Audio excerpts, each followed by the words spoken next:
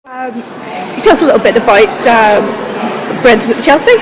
Brendan at Chelsea, it's a show that we did here at the Lyric. It was actually the inaugural show in the Norton studio. It was around April, May of 2011, and it stars Adrian Dunbar, and Adrian also directed. And I would normally say that would be a bad combination, a director and somebody actually being in the play. But Adrian, very surprisingly, made a very good job of it. And there's been very few plays that I've been involved in. I've been working as an actor for well over 25 years.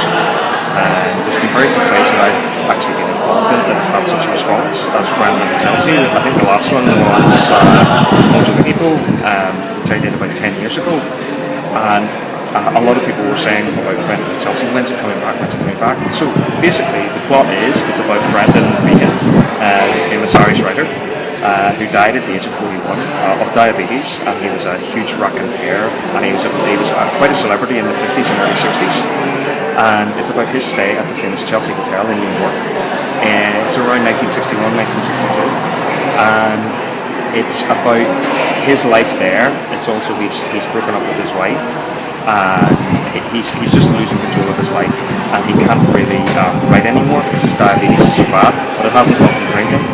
So it has kind of universal appeal because it's not just about relationships and all of that stuff, but it's kind of really about his struggle with alcoholism, I suppose, and what it did to him, and what a talented man he was, and how well loved he was, and how that kind of ruined his life, I suppose.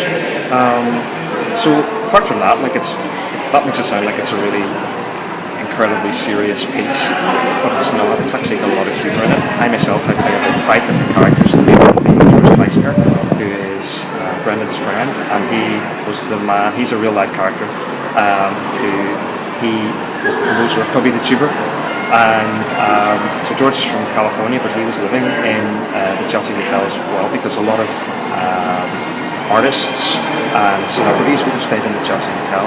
I think the Chelsea Hotel has actually just closed within the last year or so, but it was a very, very famous place. So that's a basic synopsis of what the play's about. And you're actually taking it over to America? Yeah, we're going to America for 5 weeks. We're playing off-Broadway, and